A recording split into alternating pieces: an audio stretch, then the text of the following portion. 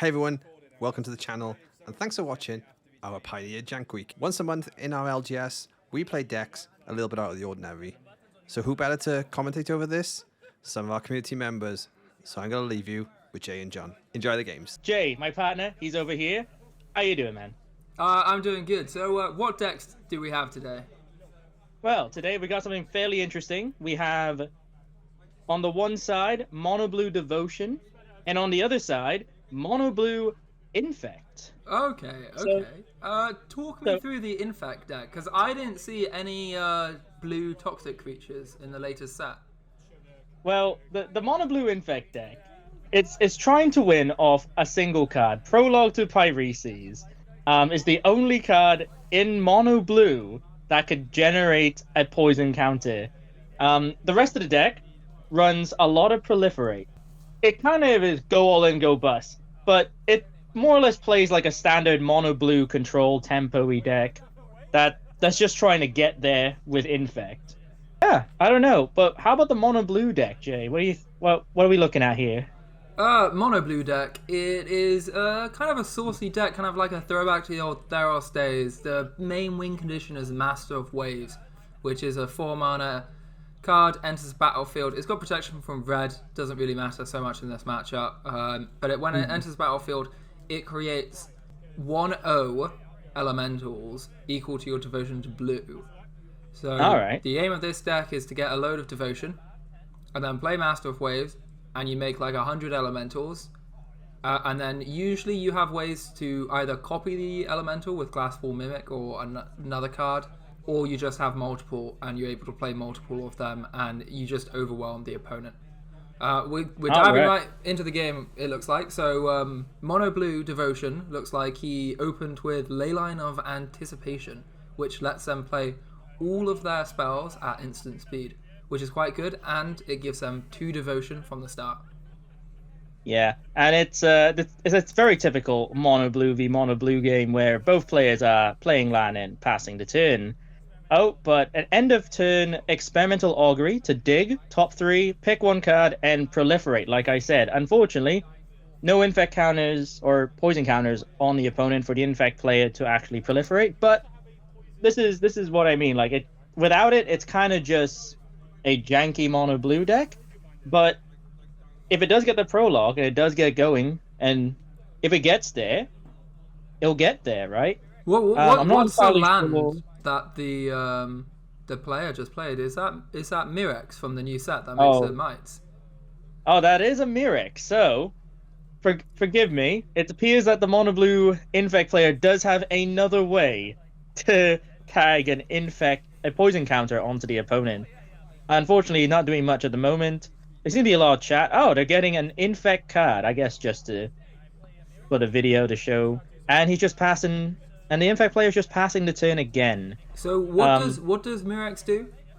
So Mirex, you could tap 3 mana of any color, then tap the Mirex card. You then create a 1/1 Phyrexian Might with Toxic 1 that cannot block.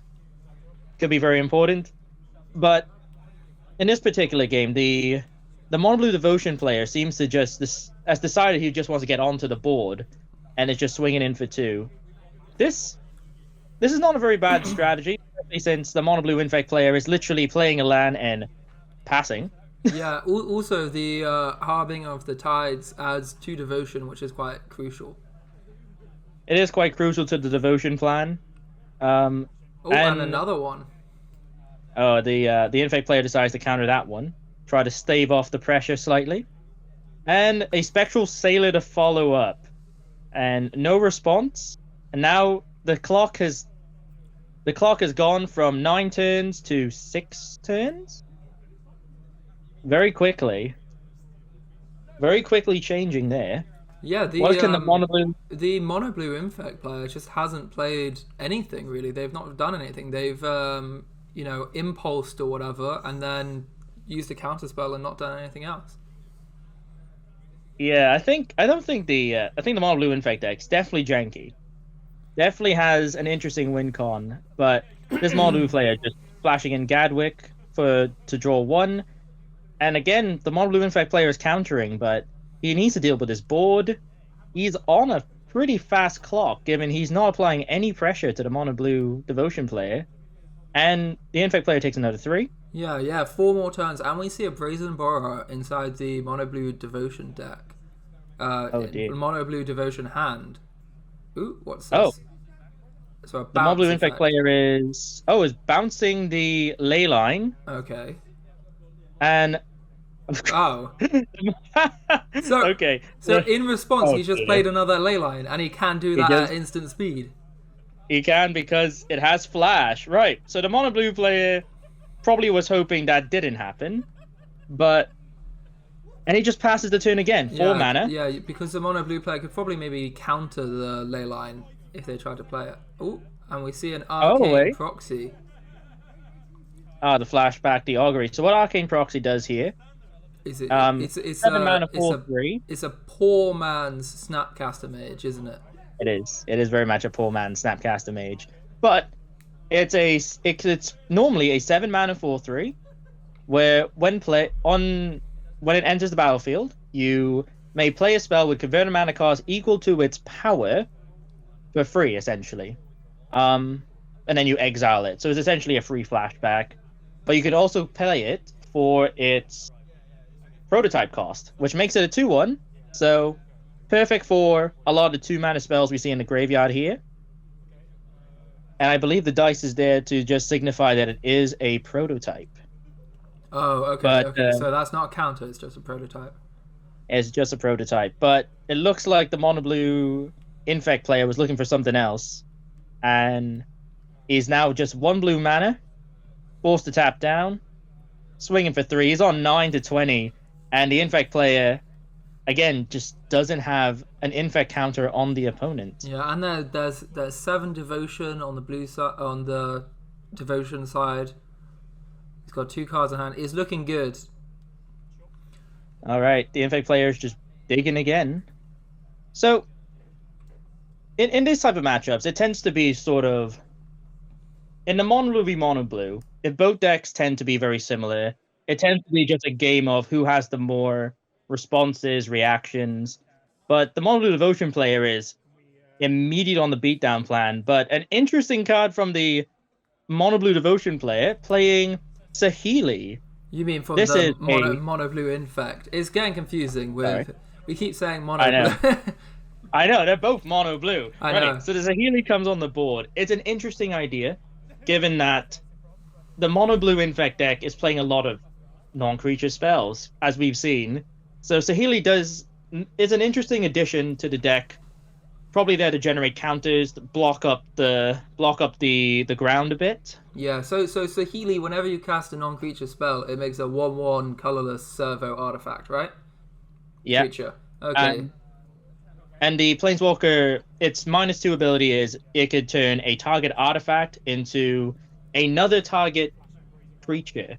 So it could turn another target creature or artifact into a copy of another creature. Okay. Unfortunately, there doesn't seem to be any other cards for the mono blue Infect player to play, and the mono blue devotion player is once again just on the beatdown plan. Yeah, so smacking in, it looks like for 6 here with this block, so dropping the Infect player down to 3. And now just that Brazen Borrower is lethal. Yeah, I do not know what in the mono blue Infect player's deck is available for them. There's a lot of evasion. There's a lot of creatures, and again, just no pressure from the poison counters. Yeah, it does not look good here. I think the devotion deck, which is historically not the fastest deck, is just it's just gone too fast for the Infect deck to keep up. Hilariously, but a Tolarian, all right, interesting. So this is a bounce non-land permanent, mana value 3 or less, proliferate, right? Yep. Okay. So he's bouncing a card again. He's proliferating the Saheeli counter, loyalty counters, and he does make a 1/1 servo, currently being proxied by a Digimon trading card. But this All right. this is still. Oh no, it's not lethal, is it? Because the Merfolk Trickster doesn't have flying. So the Devotion player can attack for 2. In the air reliably. Yeah, get him down to 1. I think it's game regardless. I just don't think he can win this turn. It would depend. If the mono blue devotion player has 2 ways to sort of stop the blockers on the ground, he will be able to just swing for lethal right now. Yeah, we have seen that there's a Brazen Borrower in his hand. But what's the other card? Oh, a Thassa's Oracle. So he gets to look at the top however many cards that he has devotion, and he gets to choose one to put on top, right? And puts the rest on the bottom. Yeah, and I believe devotion right here is 8. So he's looking at the top 8 cards. He's counting again just to be sure before looking at them. So is there anything here? I see an Otawara. I do. Yeah, it's a toss up, right? Because he is ahead on board, so I think it's either things to advance his board state or to sort of disrupt the mono blue infect players. But I mean, plan. Yeah, just go for the win, right? I think if he takes the Otawara, I think there's enough mana for him to bounce the Tolarian Terror, bounce the token, and then attack for lethal. Yeah, and the mono blue player looks like he's pointing. He's doing the pointing thing. He's sort of gesturing, and the mono blue infect player just scoops. Yeah, it doesn't want to wait. No, it doesn't seem like, and that's unfortunate. The mono blue devotion player with the strong beatdown plan, and he's pointing out Glasspool Mimic. Okay, so that was the card. We were looking at the land side. I wasn't able to tell what the card was. So he was looking at Glasspool Mimic to copy a Trickster to tap down a creature. Okay, and that is game 1. So being both mono blue, it's quite obvious we might be looking at Mystical Disputes from the sideboard. Yeah, I think you always bring Mystical Disputes in against mono blue. But I'm not sure what else would be brought in by either player. I'm not entirely sure either. I mean, it's blue, right? So we can expect counterspells, maybe negates, maybe I don't know. What has the mono blue infect seen to sort of, because he needs a way to stop sort of the attacks from both the air and the ground, and from what I've seen, the only creature at the moment was the poor man Snapcaster and a Saheeli. Yeah. In terms of like creature generation, and it's all on the ground. I'm not really sure how the sideboard affects this deck, but it looks like there's been a lot of cards sided out. It's probably, I don't know. Maybe the mono blue infect player does have a plan. Oh, he flipping a coin and back to the reset of life. Yeah, that's not really the ideal way to reset life. The ideal way is to just tap the plus button until you get back to 20. I feel like that takes ages, and no, realistically, that's the best way to do it, and you can never tell me otherwise. I think I saw the mono blue infect player taking out Saheeli. Can you walk me through why they would take out Saheeli? What they're probably thinking is Saheeli is probably too slow, and they might have another sort of game plan in the sideboard that's worth taking Saheeli out in order to play into this mono blue devotion strategy. Okay. The mono blue player essentially is sort of on a very similar game plan. Apart from 2 counter spells, there was very little disruption that I don't think would change the way the mono blue devotion player would go into this next game. And so we're just still on the sideboard phase. I don't know, Jay. What do you think? It's 2 mono blue decks. Hilariously, this was a fairly quick game 1. Normally it takes quite a while.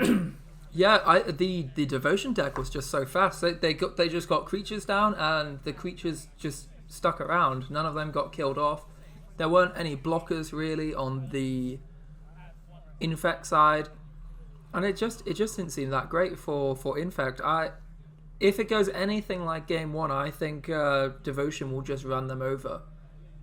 Yeah, I think that probably will be the case as well, but we don't know. Also, hilariously, the Mon Blue Infect player is playing on a red mana symbol mat. Yeah, That's just weird. maybe that's Just how we weird. we should tell them apart. Black Panther and Mountain player. Mountain player. All right, so Black Panther is just shuffling up. Well, you've started us now. We got no choice. So Black Panther is shuffling up. He's Okay. offering to cut, and Mr. Red here is going to take the play. It looks like. It's kind of funny that Mr. Red is playing the slowest deck I think we've seen. Or at least in game one, it was the slowest deck. It looks like it needs a lot of things to go right for it to work. But once again, we haven't seen the Prologue the Pyreses card. So, and this is a major weakness to that deck. We saw the Mirrex, but by the time that Mirrex could have been relevant, the Mono Blue Devotion player just had so much on board, it didn't matter. Yeah, and here we So- see another opening hand leyline. Oh, Mercurial Spell Dancer. Well, that's a creature you haven't What is seen that? yet. It's unblockable, right? It is an unblockable 2/1. Whenever you cast a non-creature spell, you add 1 oil counter. And then it has an ability, when it hits, you may remove 2 of those oil counters, and the next instant or sorcery spell you cast will be copied, and you may cast the copy for free. So I see. So you can copy Prologue to Phyreses and give the opponent 2 counters. Yep. And that's assuming it does the on-hit. So What is this? What just went on? So the Mercurial Spelldancer player, Mr. Red, attacked with Mercurial Spelldancer. The Black Panther here tried to tap it down with that Merfolk. That sorry, not tap it down. Harbinger of the Tides tried to bounce Yeah, it. try to bounce it back. But the Mono Blue Infect player, Mr. Red, has decided to counter it with Essence Scatter. Oh, that's Essence Scatter. I've never seen that art before for Essence Scatter. I was confused as to what was going on. Oh, that art specifically is from the set Ikoria, Lair of the Behemoths. Oh. It is a great set. Some cards, amazing cards, but importantly, that spell allowed the Mono Blue Infect player, Mr. Red, to put an oil counter on the card. Oh, okay. So what we're seeing here, Black Panther has just decided to bounce Ooh. the Mercurial Spelldancer with Petty Theft.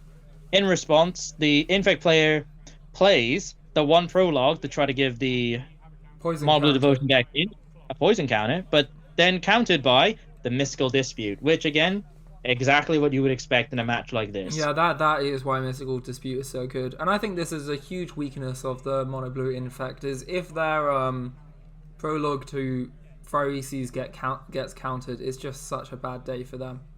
Ooh, but there we go. Oh. Arcane Proxy immediately able to cast it from the graveyard. And so there we go. The first poison counter from the bad Snapcaster. Yeah, but at the moment, it seems to be quite a slower game from what we've seen in game 1. The Mono Blue Devotion player not on the board as much. True. But- Although adding the Brazen Borrow last turn did add a lot of power to the board, and now I think the Infect player, Mr. Red, will be a bit worried about the 4 power in the air. It does put him in a 4-turn clock. He's attempting to cast a spell, which is getting counted. Yeah, the Wizard's Retort. There is no wizard in play, so it costs 3 instead of 2. Well, technically, the poor man Snapcaster is a wizard. Just on the wrong side. Is on the wrong side of the board. Once again, for 4 down to 12. Infect players on a 3-turn clock. Another Augury off the top. From the looks of it. Will it resolve? I just think the yeah, it does resolve. I just think the Black Panther player has to let these resolve. I feel like there's better things that he can be countering. It does seem like he has another retort in his hand. it looks like he's almost out of gas. He might even activate his Castle Vantress at the end of turn. Oh, but the mono blue Oh, Mr. Red here is. Oh, and he is. Oh, he's drawing. So he's yeah, allowing with this Spectral Spell Dancer. Sailor. I'm surprised so they're the letting Spell the Dancer- Spell Dancer live. Yeah. Hmm. It probably.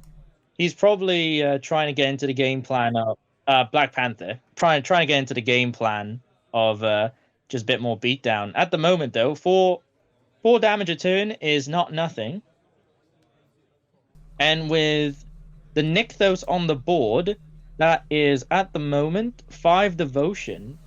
The devotion player has to play with. Yeah, 5 devotion, 8 mana in total is looking pretty good. It just, well, 8 mana in total is actually the perfect amount to draw twice with Spectral Sailor, which is pretty fantastic. Oh, and here's the third augury, so and this is an interesting interaction. So it puts the counter on the Spell Dancer, and then as- proliferates.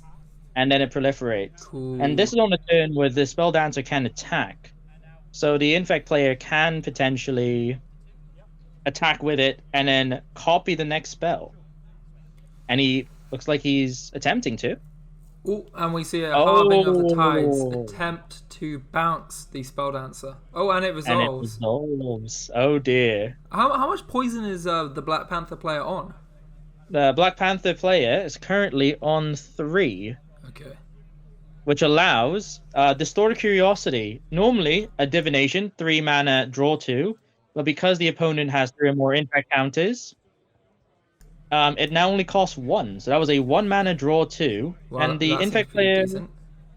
Yeah, and the Infect player has decided not to replay the Spell Dancer, possibly showing a counterspell. Maybe. And we can see now the Black Panther player, Devotion, gets to activate Nykthos and draw a card using Spectral Sailor. Okay, and in response to that, the Infect player decides to bounce the Brazen Borrower and proliferate again. Black Panther is now on 4 poison counters. It does feel a little bit bad for the Infect player to be bouncing Brazen Borrower, because being able to adventure Brazen Borrower multiple times seems pretty good. It is, but I think it's just an Infect player's way of trying to mitigate as much damage. And the Petty Theft is not being cast here. The Yeah, just Devotion hard player casting. opting to, on main phase as well. I think whilst they're tapped out, they don't want it getting countered because a 1/1 is not enough of a clock. It shaves the clock considerably, but also gives him enough devotion for whatever play he's planning to make. He has 1, 2, 3, 4, 5, 6 devotion. Yeah, and then he has. And another Nykthos. The double Nykthos to double up his devotion mana. What does he have to use all this devotion, all of this mana? Does he have a Gadwick? Possibly, Gadwick would be a big payoff. That's another Spectral Sailor. Okay, I mean, because it Spectral Sailor increases is, devotion, so there's no reason not to play it. That is true, and he also may be able to just once again just draw a few more cards off these Spectral Sailors. So he's All got blue Infect. 8 floating at the moment. Yeah. Oh, it is a And Gadwick. there's- Oh dear. So how many cards will they be drawing? So they can draw These- 5 cards right here if they want to, but they do have a Wizard's Retort in hand, so potentially they may only draw 3.